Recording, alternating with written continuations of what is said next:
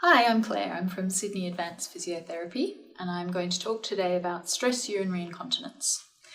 This is a really common problem that affects women when they're doing exercise or when they're coughing or sneezing, sometimes lifting heavy objects or just bending forward or standing up from a chair.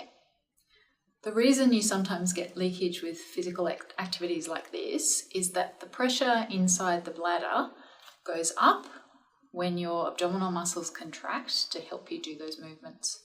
So if there's too much pressure inside the bladder for your pelvic floor muscles to cope with, then you're going to get leakage of urine. So on the one hand, we can have just weak pelvic floor that's just not strong enough to generate enough squeeze on the urethra to prevent leakage. Or you might have a coordination problem where your pelvic floor is too tight, or it's tight on one side and weak on the other, so that the mechanism of the pelvic floor isn't working properly. So if we look at this picture, you can see the pelvic floor as a sling of muscle running from the pubic bone at the front to the tailbone at the back. The bladder is here and the urethra is here. So it's like a U-shaped muscle that runs around the back of the tubes, and when you pull forward, it's pulling the tubes forward and up to keep them off. So another way we can think about this is imagine that this finger is the urethra, this finger is the vagina, and this is the rectum. And your pelvic floor muscles are sitting around them like a U-shape or a sling of muscle. And at rest, they're providing a little bit of support, those muscles, so that you're not just incontinent day to day. But when you want to increase the squeeze on the pelvic floor muscles to protect against leakage during something like a cough, sneeze, lift, jump, things like that, that pulling forward action is going to pinch off the tubes against the pubic bone at the front there. So that's one way you can have stress urinary incontinence if you have just a muscle problem. There's another group of muscles at the opening of the urethra, a little ring of muscle around the urethra called the external urethral sphincter, and that's like a ring of muscle that's just closing the tube shut right at the opening there. So you have some control over that muscle, it's a voluntary muscle, but you can't control the deeper muscles, the internal urethral sphincters, which run the length of the urethra. So you can have a problem with those internal deep muscles if you're breastfeeding or if you're perimenopausal or postmenopausal, because the decreased estrogen means that those muscles aren't well supplied by blood, and so they tend to get smaller and not do their job as well. You can also have damage to that external urethral sphincter at the urethral opening during childbirth as well.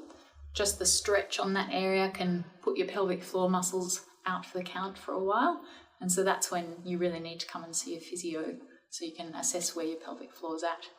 Generally, your organs are held in place by connective tissue or fascia that supports the organs inside your pelvis. You can develop a problem with the fascia, a lengthening or tearing of the fascia, which means that the organs move down, either during pregnancy, during childbirth, with activities like repetitive coughing, so people who have asthma or really bad allergies or other lung conditions. If you're a smoker as well and you're coughing a lot, sometimes if you're overweight, this can affect the fascia.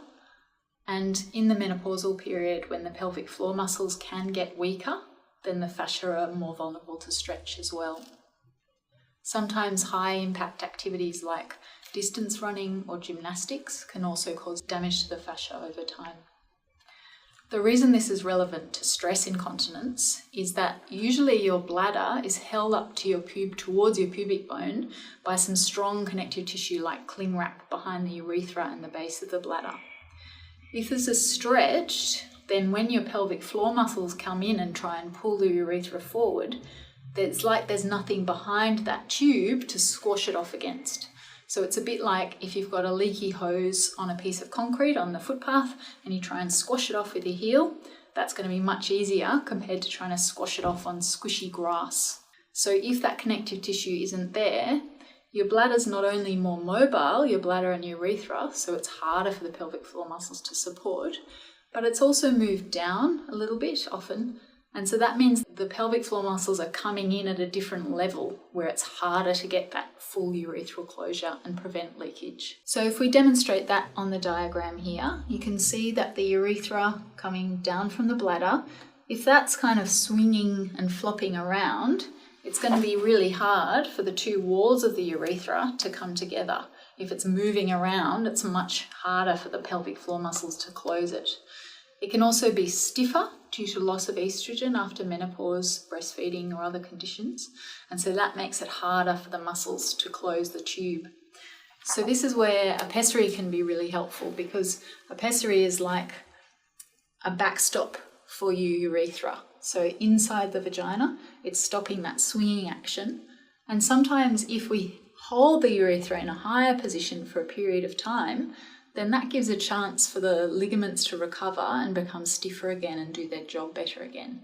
It's very important to know that we don't just look at the pelvic floor when we assess you in our physiotherapy clinic. We're looking at you as a whole body, as a whole person, and it's very common that poor rib cage dynamics, so a rib cage that doesn't move properly when you breathe, poor abdominal tone, low down in your belly, can also contribute to stress incontinence and be maintaining that pattern of leakage when you exercise, cough, sneeze, lift. As a final note, it's important to realise that you can have an overactive pelvic floor, a pelvic floor that's too tight, and experience stress incontinence. So that's why it's really important to have a comprehensive assessment with a women's health physio if you're experiencing stress incontinence or any other pelvic floor symptoms. So if you have any questions about this video or anything else on our website, please get in touch on the number below or at our website. Thanks.